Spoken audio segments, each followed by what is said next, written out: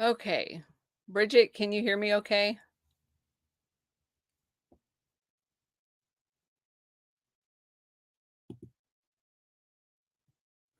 Is the audio good?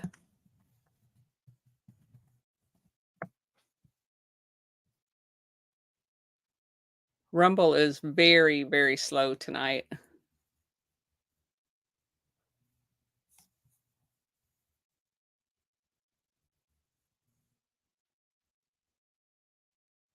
Hello?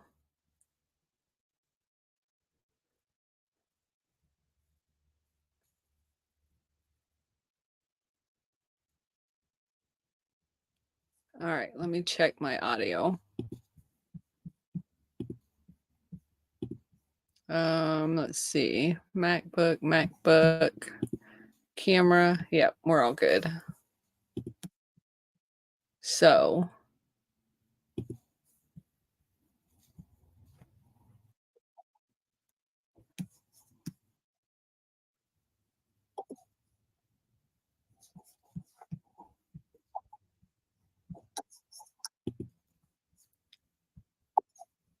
I've got to turn this volume off.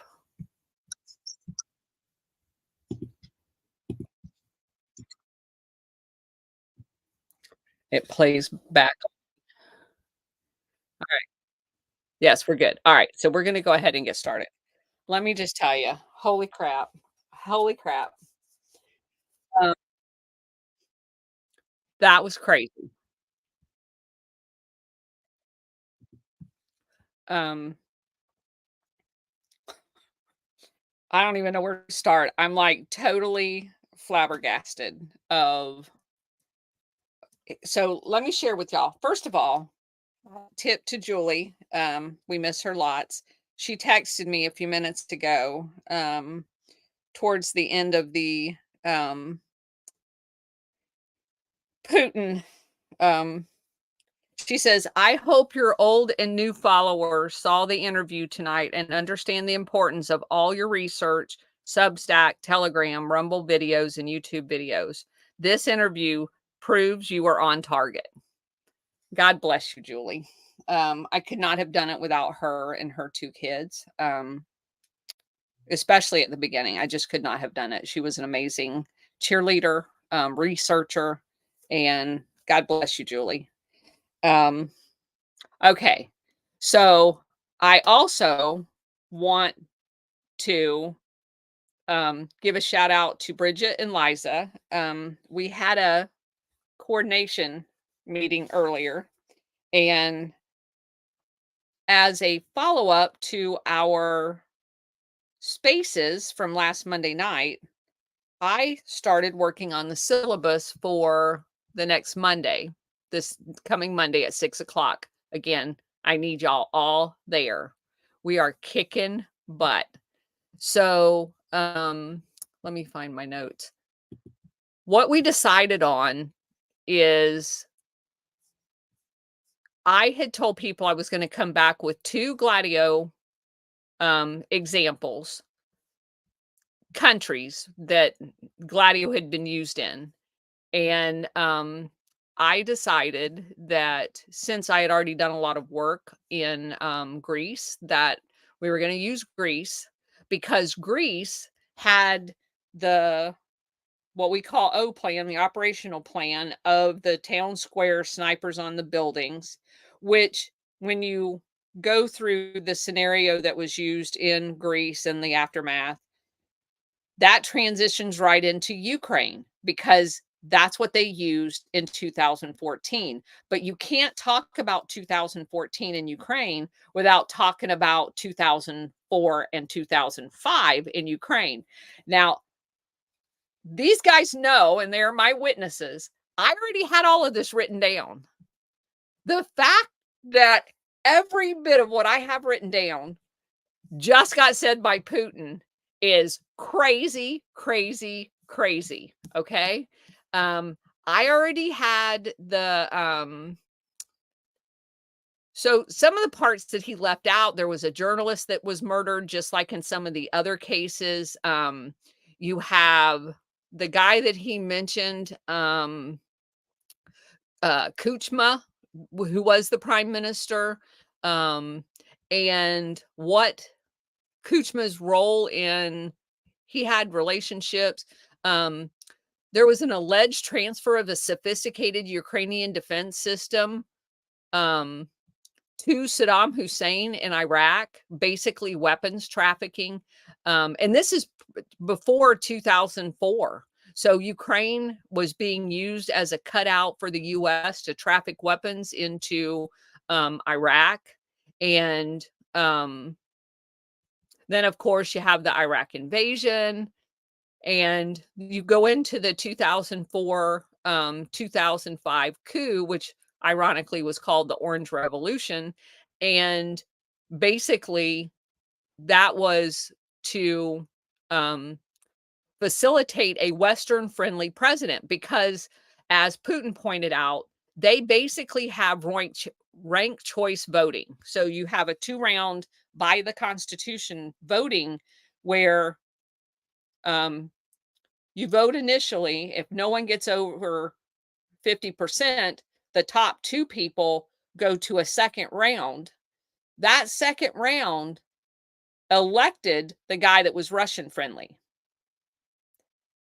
There was huge protest, and I have the names of the people that did it. I won't bore you with all the details, but because we're going to talk about it on Monday. There was huge protests. There was the CIA got involved and pushed to an unconstitutional 3rd round, of which, of course, their chosen, the CIA West chosen candidate won. And then all kinds of shit happened. And not good for Ukraine, not good for Russia, just good for NATO. So Ukrainians didn't learn, though. They didn't realize at that point they didn't have a democracy.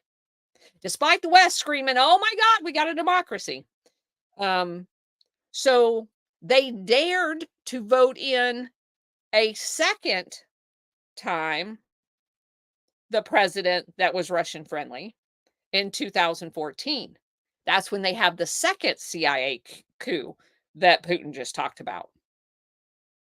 And during this whole time, the stay behind units in the form of Reich Sector, Azov, all of these Nazi infiltrated stay behind units are all of the ones creating the terror, both in the Donbass region, all over Ukraine, just going crazy, killing ethnic Russian people all over.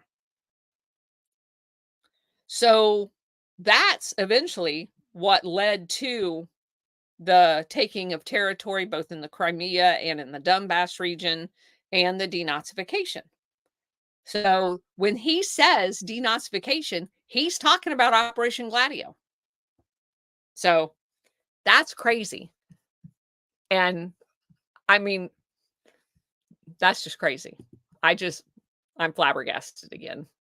So don't want y'all to think that, yeah, Operation Sheepskin. I don't want y'all to think you're wasting your time. Every single thing to anybody that has been watching our podcast that Putin said tonight did not come as a surprise, because we know it all. Right? I'm just flabbergasted. And at the end, what I thought was hilarious, because we know, like the Khashoggi guy, all of these people that pretend to go around being reporters, they're not reporters, they're spies. And Putin looked right at Tucker and said, the special services, which is basically the CIA, is dealing with that guy, and he's a freaking spy. And it'll be interesting to see what Tucker says in the aftermath of this, but he looked right at him and told him, I don't care what you think. The man was a spy. So that is just crazy crap. But I don't know if it was on one of our podcasts or what, or just a conversation I was having. The first thing I said when that guy got arrested was, he's a spy. And he said he was caught passing classified information. And if you go to a foreign country and you put your hands on classified information that's classified in that country, you are a spy. That is exactly what's happened. It doesn't matter if you're a journalist. In the United States, if a Russian journalist came over here, oh shoot, came over here and had classified information of the US government on his person and tried to leave the country, he'd be arrested as a spy. That's the end of the story. So, anyway, all right. So we're going to get through hopefully all of chapter 9 tonight. Which is just kind of so apropos in all the stuff we're talking about Skorzeny in the middle of talking about Nazis. So anyway, all right. So the name of chapter 9 is called Deadly Intelligence. Almost immediately after the meeting that the guy that we were talking about on Tuesday night, Colonel Posh, had with David Martin, Skorzeny left Europe on a short clandestine trip to Argentina. Passage through Spain was arranged by the Spanish security services. Let's see, Spanish intelligence were connected to the secret paramilitary group through Frank Ryan's World Commerce Company, which was also had a satellite in Madrid, because of course they did. Oh, Liza, did I forget something? What did I forget? I don't know. Tell me, Liza. Tell me what I forgot. I don't know if she texted me. I don't know, Liza. Don't ask me that. Tell me what I forgot.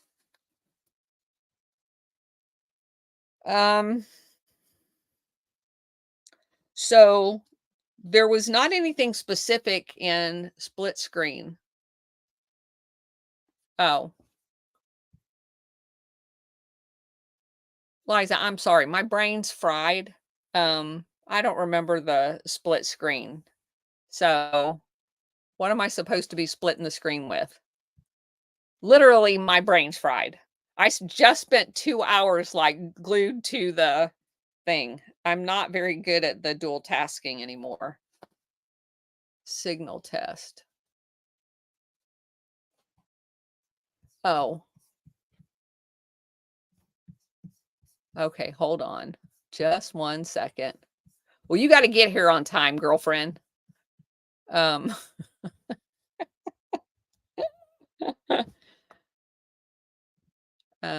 Let's see.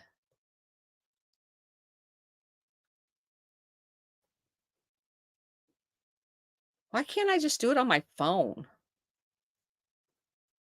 I don't know. We're gonna have to work on that. My brain's too fried tonight. Sorry. When we do our one, I think we'll do one on Saturday morning. Anyway, we'll figure it out. I was listening to put. Yeah, I can't do the split screen this time. But we'll do it before Monday. What she's talking about, I'm sorry to be distracted, guys.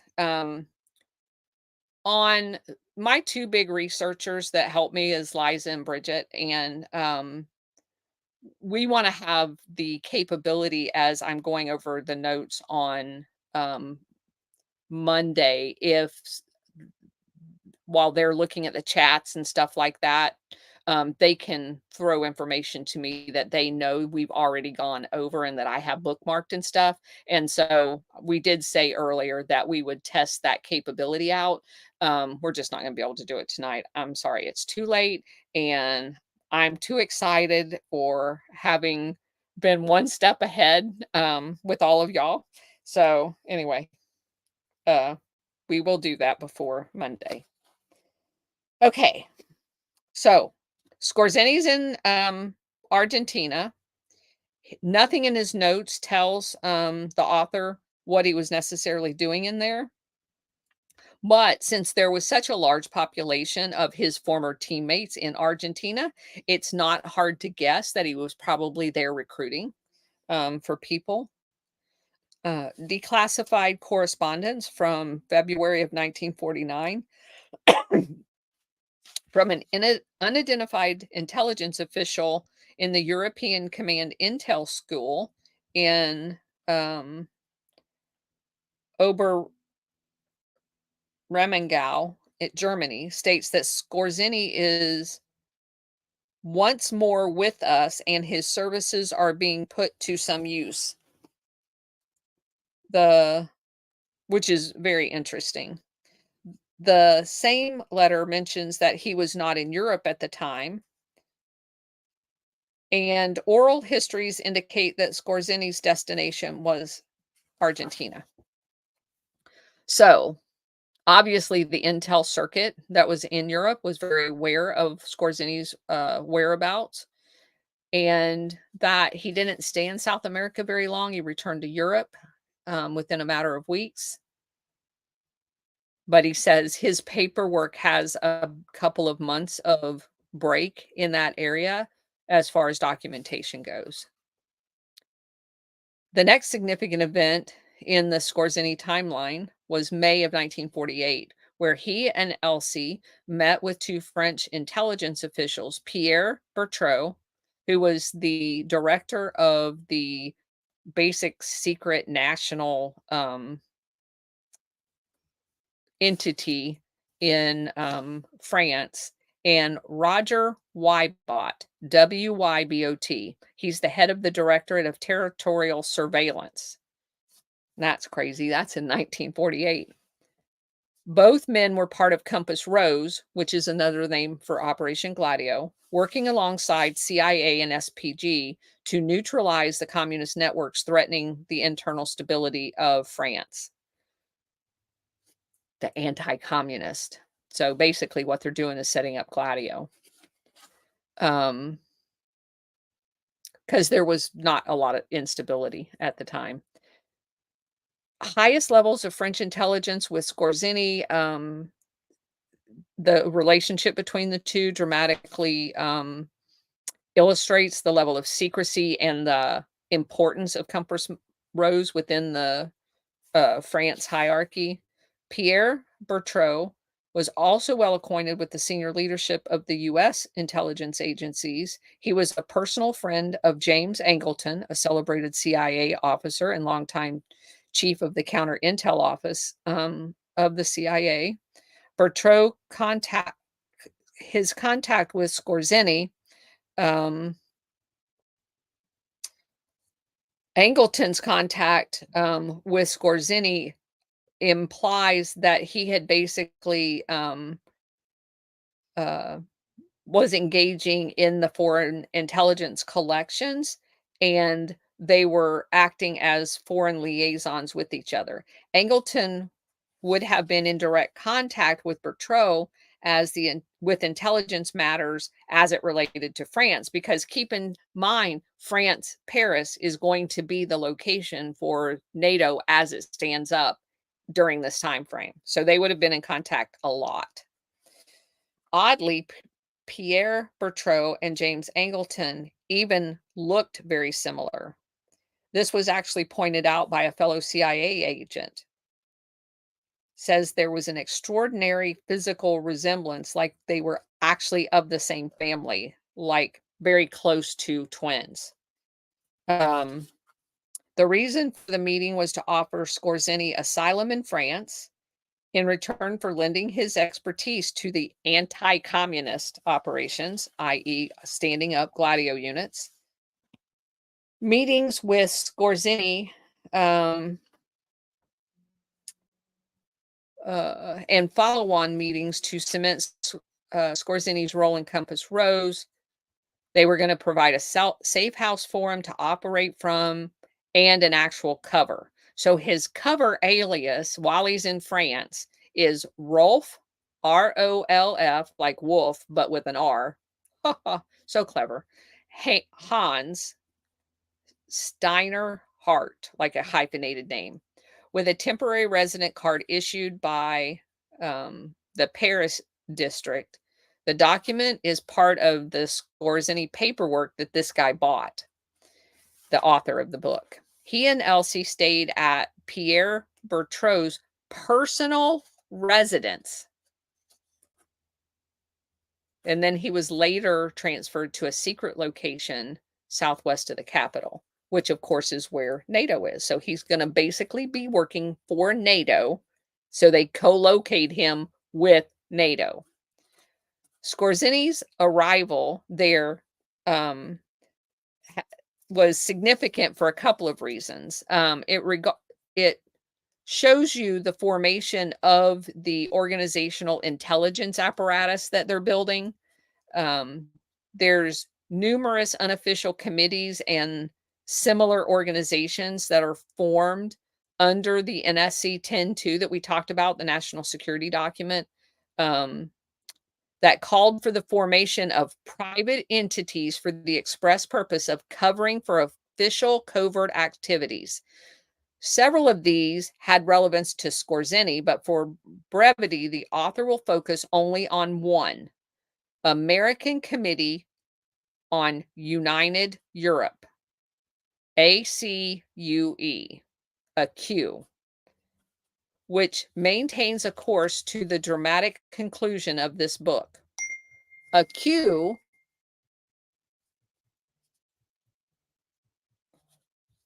I don't know what that means, Liz. Moscow is on fire. What's that mean? ACU was set up in April 1948, 2 months before Skorzeny's arrival in Paris. The basic purpose of ACU, hold on, we got late breaking news.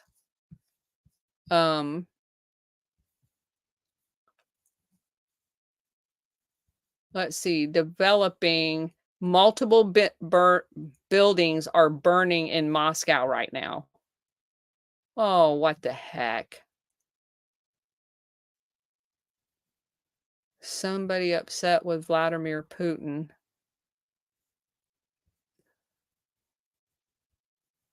What in the world? Okay, so Liza, if you wouldn't mind, go ahead and go over to Telegram and look at some of the posts over there and see if you can get any information from there.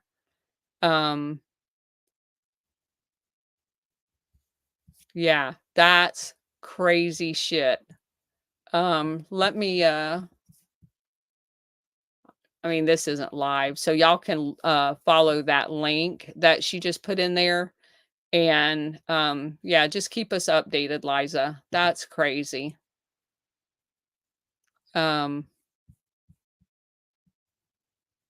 Literally burning. Yeah. So, yeah. Oh my gosh. All right. So ACU was set up in April 1948, 2 months before Skorzeny's arrival in Paris. So they're setting up another front company like the World Commerce Company. The basic purpose of ACU was to counter the communist threat in Europe by promoting European political integration. The structure of ACU was designed by William Donovan of the OSS and Alan Dulles, who is between the OSS and his CIA job.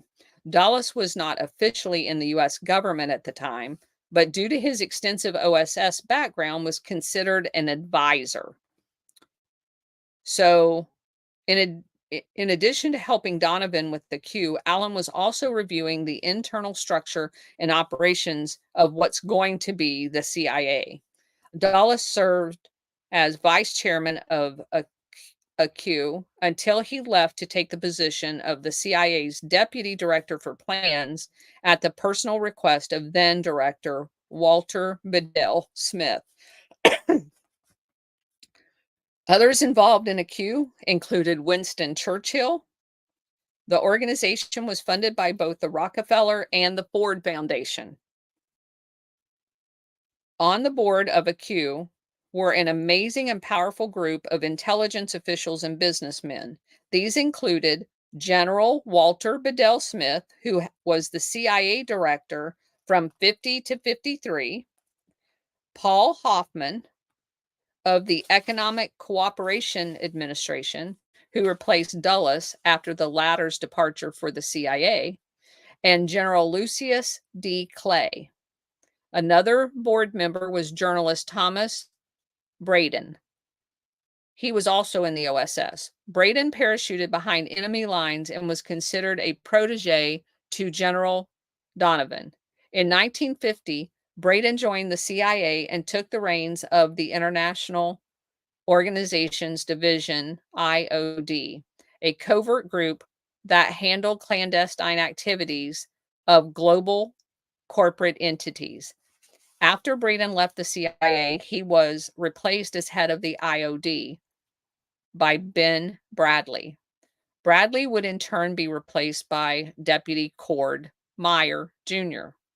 All three of these men, Braden, Bradley, and Meyer, all worked on covert projects carried out by Frank Wisner at the time Skorzeny was being utilized as an asset.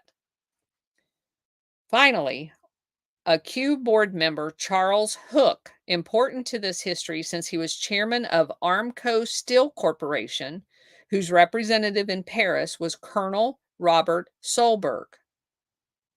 Ooh, Solberg. We previously learned Colonel Solberg was deputy to General Donovan at the OSS and had links to the World Commerce Corporation. So that's interesting because Solberg also was related to the whole trial situation as well at Nuremberg. America Rolling Mill Company, which is what Armco stands for, was established in Middletown, Ohio in 1810. The company had its beginnings in the American Steel Roofing Company located in Cincinnati. Armco was a leader in producing rolled steel sheets and an innovator of new processes and efficiencies. Armco is one of the earliest Ohio companies to establish a shop committee, which allowed workers to organize. Shop committees were the predecessor to unionization.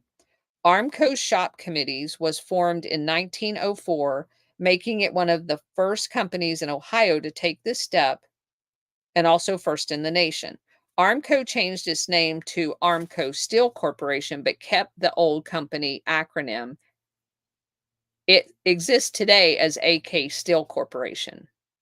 It's highly likely that Charles Hook was aware of the clandestine use of Otto Skorzeny, given the documented connection between him and people in the Skorzeny paperwork, like Colonel Solberg, and his position in AQ. Steel products from Armco was a major business activity in the Skorzeny papers, and it appears to be a primary conduit for conducting his covert activities. It is fascinating to speculate if a corporate headquarters like Armco was the source of the code word for Operation Ohio, which was covered earlier. Armco representative Colonel Solberg would have been the logical choice to lead Donovan's SPG group in Paris. Solberg was also the chairman of the American Chamber of Commerce in Paris during this, which added to another aspect to, as far as a cover, to what he was actually doing. So this is very important because this is like corporate espionage, when you're using these companies as front companies. Okay, so another timeout here. Bridget just got us something. Multiple buildings on fire in Moscow. At the time, Putin interviewed Tucker. So yeah, that's the same video. Yeah, that's so, you know, but that, you know, it's times like this when it sucks to be right. Um, I could have told you this. This is literally the CIA. This is Gladio. This is everything. This is terrorist. Everything that we have learned about. There is literally nothing that these people won't stop to do. So Putin outs the CIA. He does it on a forum with millions of people around the world watching. Please, right now, take a second and pray for Tucker's safety. Um, I don't know when he finished this interview, but he will be a target. Not like he wasn't a target, they didn't like him. He will be a target. This is the one critical sin you cannot do as far as these people are concerned. Because Putin in probably the biggest fashion in my lifetime just outed the CIA and their participation in Gladio, in the coups around the world. He's in Belgrade. Okay. Yeah, just pray for his safety. All right, back to the story. So a new organization that came about as part of Compass Rose and was linked to the CIA, French intelligence, Donovan's SPG group, and Otto Skorzeny was called in English Peace and Liberty, like Pax et Liberté, Peace and Liberty, which first appeared in March 1949 in Paris, but later emerged in many other countries of Europe, which tells you CIA. It was a private group organized in France to combat communism. In reality, it was a highly classified covert operation conducted by the principal players engaged in Operation Compass, Gladio. Quote, parallel government-sponsored anti-communist psychological warfare agency. That's what Peace and Liberty is. So you go and set up a domestic terror network, and these effers call it Peace and Liberty. So back in 1949, they were mocking us even then. They're about to blow up a whole bunch of people, kill tens of thousands, if not millions of people all over the world, and they call it Peace and Liberty. Just let that sink in. Formed only 1 month before Pierre Bertrand and Roger Wybot made their approach to Skorzeny, Peace and Liberty was publicly dedicated to countering Soviet propaganda initiatives, although several branches carried out illicit covert action operations against domestic opponents. The similarities between Peace and Liberty operations and covert assignment tasked to Skorzeny by Roger Wybot and Pierre Bertrand were not coincidental. Of course, they're not, because it's all Operation Gladio. One of the French ministers, Jules Mock, another seasoned French resistance guy who first initiated the Peace and Liberty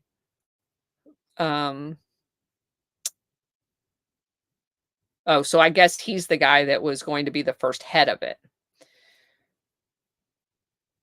So Pierre Bertrand actually works for this minister, Jules Mock. Minister Mock was a fiery anti-communist, or, Nazi, however you want to say that. He served as Minister of the Interior from 47 to 50, Minister of Defense from 50 to 51.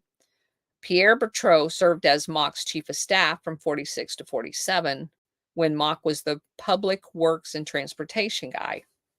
Mock had used an iron fist to suppress the communist strikes. Mock's methods greatly impressed. And so his ruthlessness is what caught American authorities' attention. They loved that in the people they work with. So he soon became a partner in the advancement of U.S. covert operations in the country. Mock had personally been involved in the creation of a clandestine paralyzed police unit, and other covert organizations like Peace and Liberty. Because another characteristic of all of this is that they basically have whatever within whatever. So they'll have a police force within the police force, they'll have an intelligence agency within the intelligence agency. And a lot of times it was done via special secret societies like lodges. The man Mock selected to lead the paramilitary anti-communist police force was Gene Dides, Dides, a veteran police commissioner heavily engaged in the secret war against communism. This is just code words for saying Gladio. He was directed, let's see, during World War II, he directed the internal security units called special brigades in Vichy to hunt down internal enemies, which they characterize as mainly communists. Dides believed that the French Communist Party and other communist political groups must be destroyed. Oh, excuse me, because that's not what we do in democracies. We don't do it in the political realm. We just kill them. To fight the danger of communism, France had organized cells of restrained but efficient policemen. Gladio networks. Dides frequently attended meetings of Peace and Liberty since he worked closely with Pierre Berthaud and Robert Wybut. Dides himself had been recruited for his ranks, had recruited former Nazis to be working for him in that secret police organization.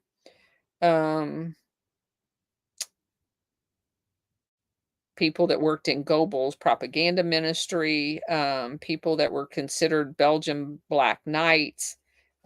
He hired them all.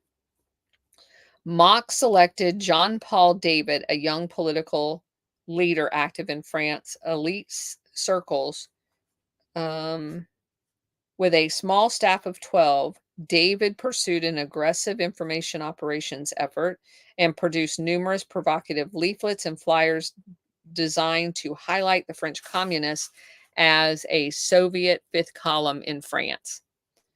David directed the group's international committee that synchronized the activities of branches established in other countries, including Belgium, Great Britain, Greece, Italy, the Netherlands, Norway, Turkey, Vietnam, West Germany. All of those were the premier Gladio units that we've read all about, every single one of them. So this is just another key element. And then he goes on to say, these are the countries where stay behind forces were all implemented because it's the same thing. All right.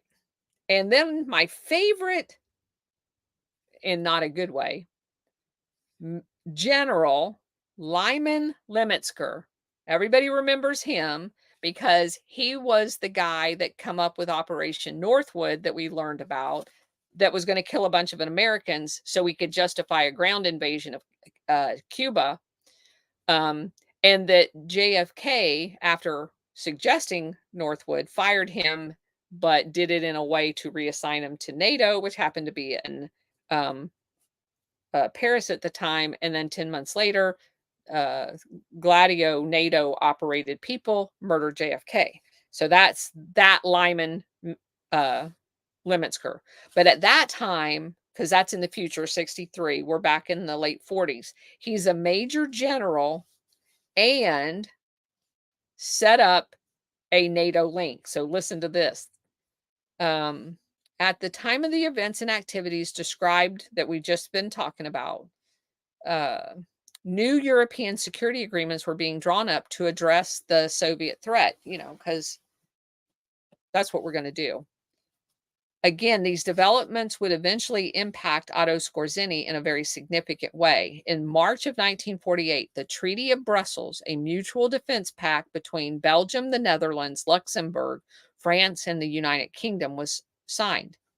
This was the front runner to NATO. So they're basically setting up NATO at this point.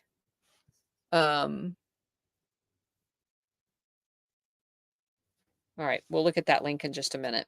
Um, let's finish with Lemitsker. So they're setting up NATO. Concerns over the military strength of these nations led to talks between them and the Pentagon.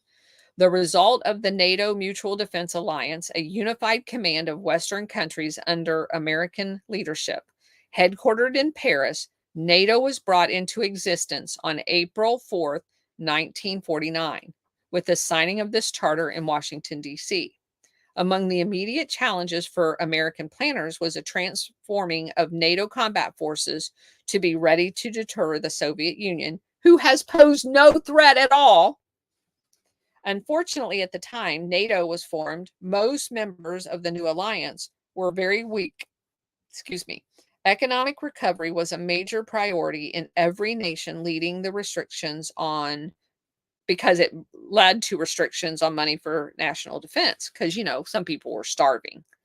um, Within these concerns, the critical issues such as differences between the member states equipment, logistics, training, tactic, command structures, and other stuff um, complicated the integration and readiness. For this reason, a secret military assistance program was created by Americans to bring their NATO partners up to speed as quickly as possible. The program also included both covert and overt arms programs. These were expanded to other areas of the world threatened by Soviet expansionism, such as the Middle East and Africa. Now, let me say this again. I just said that in setting up NATO at the very beginning against a threat that basically doesn't exist, the program included overt and covert arms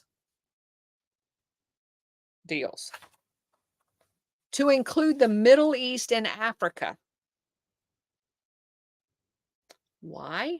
Because that's where their colonies are. Under assistance to these third world and developing countries was a matter of great security and secrecy, especially in areas where a U.S. presence conflicted with internal politics. So, in other words, just to make sure we're all on the same sheet of music, this is saying they're going to go to the Middle East and Africa and set up stay behind units. That's what that is saying. In areas that conflict with the US's way of doing business, because you're not allowed to do anything the US doesn't like. The man confronted with the tremendous challenges of training and equipping US allies and its proxies for the first Secretary of Defense, James Forrestal, who held the post through the initial critical years of 47 through 49. Forrestal selected Major General Lyman Lemitsker as the lead for American involvement in NATO. Secretary Forrestal issued orders to create a mutual security organization involving the U.S.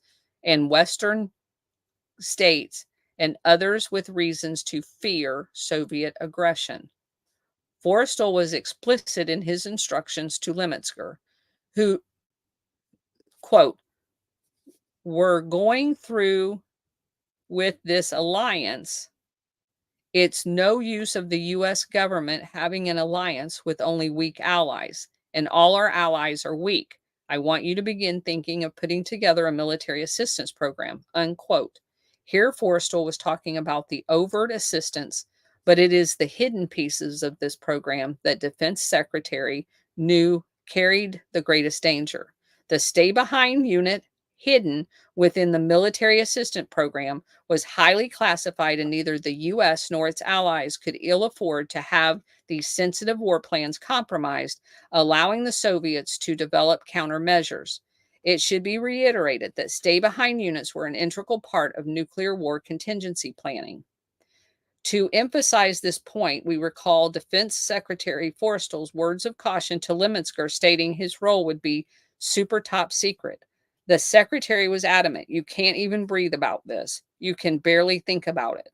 General Lemitsker would later remember, without reference to stay behinds, that he could not remember an issue, with the possible exception of the Manhattan Project, that was shrouded in so much secrecy. Oh, maybe JFK's murder that you were complicit in. This paragraph also underscores the level of caution that would have existed among those with knowledge of Skorzeny's involvement in the stay behind units. So, le- I'm going to stop this for just a second. General Lemitsker, as a two-star general, sets up the European ally countries, Middle East, and African countries stay behind units for General Forrestal. Okay. So this supposedly happens in around April 1949. Guess when General Forrestal dies? He is thrown out of the top floor window after he is basically um ushered away saying he's insane. They put him in I don't know if it was Bethesda or um I think I think it was Bethesda Medical Center. Like on the 7th floor in a psych ward, and somebody comes along and throws him out a window. What? He just told them to set up all these secret units. Did he start having second thoughts? Did he find out that it had nothing to do with anti-communist at all, in this entire time they were going to be using it for domestic purposes? Why else do you throw somebody out the window that's a retired four-star general who's now the Secretary of Defense? Because he knows something, but the most classified program he was working on was creating stay-behind units. That's scary shit. All right, let me click on this link that y'all just sent. See if we got any other news. All right. So the next chapter is about I'm gonna go. We may not get through this whole chapter because we're already at 9 o'clock.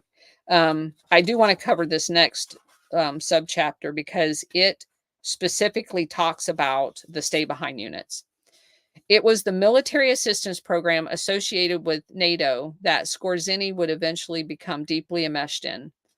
October 1949, Roger Wybot and Pierre Bertrand made a trip to Washington to meet with CIA Director Walter Bedell Smith. The meeting was likely to discuss details of the ongoing anti-communist projects, which is Gladio, to include the use of peace and liberty.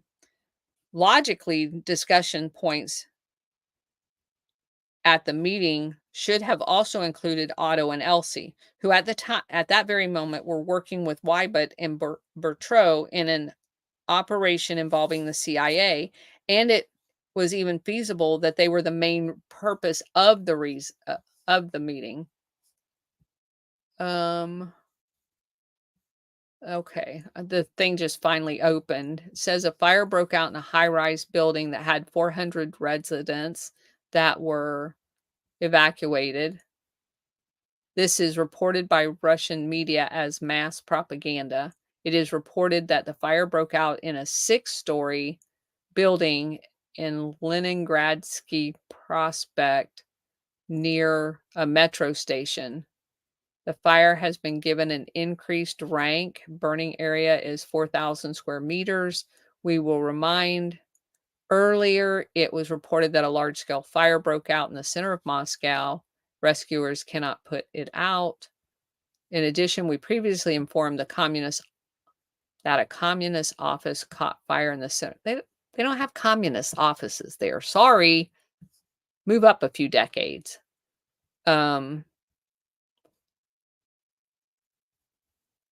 All right.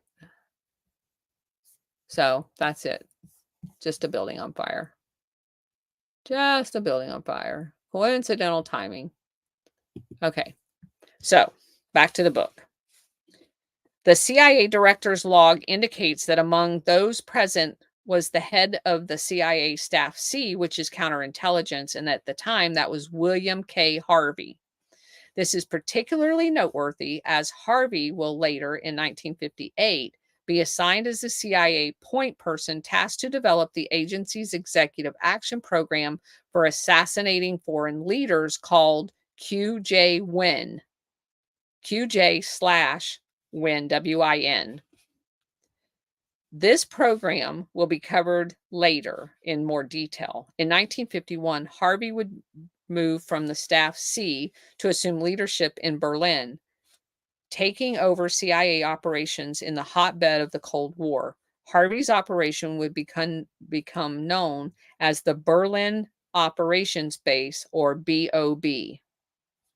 And basically, what that's telling you, that's exactly where Galen is. He's now going to basically be Galen's handler. Okay, that's clear text of that. Galen's B&D, which is the German, at the time, West Germany, CIA, is ran by Galen, and Galen set it up in Berlin. So he's basically going to be holding hands with the Nazi General Galen. Other CIA officials at the directors' meeting were Park Armstrong from the State Department, Brigadier General E. Moore, who was the acting director of Air Force Intelligence, D. Milton Ladd from the FBI, Colonel Robert A. Shaw from the CIA Special Operations, and R. Kingley, R. A. Richard, who was the personal assistant to the director, as well as two other people whose names are redacted. He actually thinks the two people's names that were redacted was the Roger Wybot and the Peter Bertreau, the guys that have been setting this all up in Paris. During the early stages of World War II, Colonel Shaw had served, and you spell his name Schow, Shaw, had served as military attaché in Paris under Robert Murphy, assisting in the coordination of the French resistance activities, along with Colonel Solberg. That guy shows up everywhere. When Skorzeny arrived in Paris in 1949, Skow was a staff officer on the Joint Chiefs of Staff, having come directly from duty in Paris. His intelligence positions would indicate that he is one of the senior American officials in the know about Otto Skorzeny. Shortly after the meeting with Wybot and Bertreau, with Director Smith, a private American support group called the American Friends of Peace and Liberty appeared on the scene to support Jean Paul David's efforts from the United States. Research conducted by historian Danielle Gansler, whose book we've already read, revealed that Peace and Liberty was a large CIA front organization heavily financed by the agency. The agency also funded satellite organizations in European countries. It is known that the CIA branch of Peace and Liberty in Italy went under the name Peace and Liberty, and it had its headquarters in Milan, which, if you remember, Milan is where that bank was, the Bank of Ambrosia, that they used extensively in Operation Gladio, where, what's his name? Calvi, Calvi, was the administrator who ends up hanging from a bridge in London with the rocks in his pocket. So you see how such a small world this is?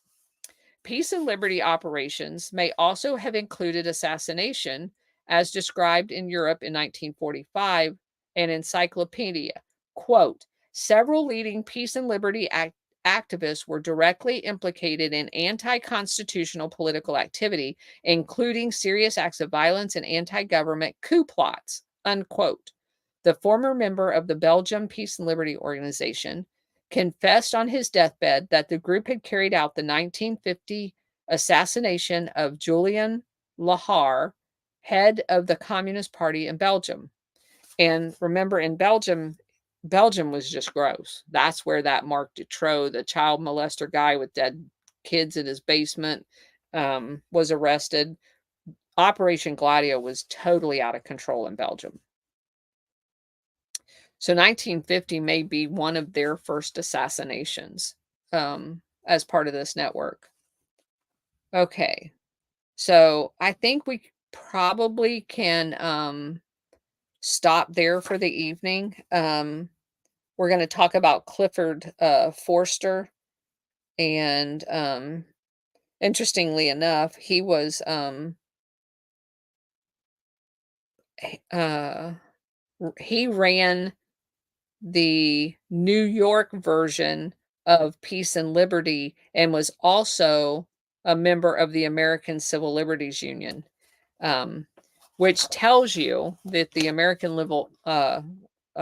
Civil Liberties Union basically is a CIA front too. So you heard it here first. Um, we will keep an eye. Weren't we just talking about? Yes, we were just talking about Belgium, Liza. I'm telling you, this is such a small world. Once you start um, digging into this, the whole world just becomes so small, and there's such an orbit of places and people and things that every time you take a step forward, you're bumping in. You take a step to the left, you're bumping in. You take a step to the right, you're bumping in. I don't know my right and left. Um, it's a crazy small world. We come across the same names all the time. So, thank you all for being here. Sorry it was such a hectic night. It was such a crazy um, uh, interview that Putin did with Tucker. It's just so crazy. It's still I'm things are going over in the back of my mind that he said. I kind of live tweeted it out on Twitter, the different things that was going on. I'll have to go back over my notes, but um, it is definitely a pat on all of y'all's back that's worked so hard with me in digging up all of this information to know that we knew this and we've been talking about it for months now. Um, yeah, it just is crazy. Yes, and Bridget, thank you for reminding me. Please, click on the thumbs up button on your, Rumble app or on the internet app and follow us. We appreciate all of your support. Um, take, uh take an opportunity to copy this link and post it. We need 8 people. I'm going to do Julie's job tonight. We need 8 people to get us over the 700 mark. I remember when we were still looking for the 300 and 400 mark. Again, I just really appreciate everybody being here and working through our history so that we all have a firm grasp of what it is that actually has gone on so that we can see what's currently going on. I do want to plug our spaces for Monday night because thanks to Bridget and Liza, we have found some chilling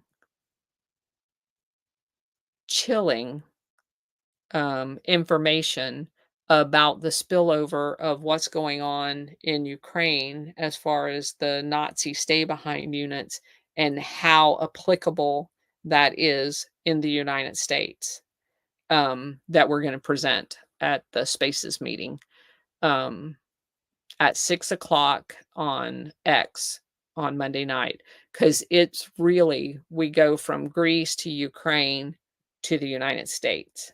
And when you see the application of all of that direct association and what has already gone on here, and this has been going on for decades. So what I tell people, everybody keeps saying that the fear is that these people coming over the border and the ramping up of how scared we need to be of China, kind of what Putin was talking about tonight. um, the boogeyman. And how many times have I typed that word? I've typed that word boogeyman a million times. Um, That's exactly what they do. They have to create a false boogeyman.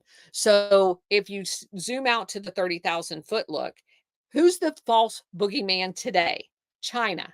What did that guy just do with that one video that Tucker interviewed? Oh my gosh, these Chinese people. Well, the Chinese people are building a bunch of roads in South America. And please don't even go there. I'm not a China apologist. But they're making China to be the boogeyman. There's a reason for that. If they are planning, and everybody keeps saying, oh, all of these new people that are just coming across the border is going to do all of these terror events. What if the terror cells have been here for decades? What if they're going to blame all of these people they're importing right now for the terrorism that they want to unleash over the next year leading up to the election to try to scare the bejesus out of everybody? But they're going to blame these new people. I'm sorry, I don't buy it. You don't come into a country and again, just wait till I show you what they've already set up, the training infrastructure they have set up, the fact that they are taking these people that they recruit in the United States to Ukraine to train them. And this is not recent. This has been going on for decades. They were training domestic terrorists inside of Ukraine in these Nazi enclaves. So by disrupting them, Putin could have saved a whole bunch of countries. Think about that. He could have been blowing up these training locations that have been supplying trained assassins and trained domestic terrorists to Western countries. I know that's a lot to handle, but we're going to make the case on Monday, so I hope you'll all be there. Anyway, that's it for tonight. Thanks for being here.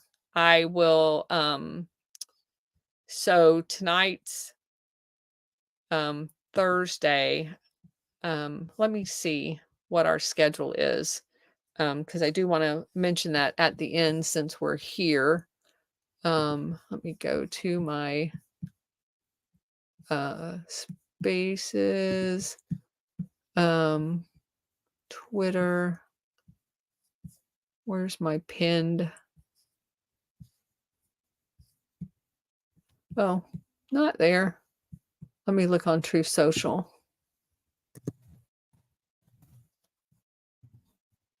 Because I have our pinned schedule up.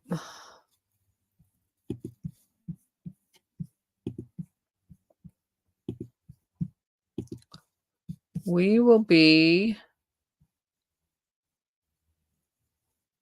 Friday, tomorrow morning at 10 a.m. So we'll do one more tomorrow at 10 a.m. We'll finish up 9 at that point. So again, thanks for being here. Appreciate it. See you tomorrow morning.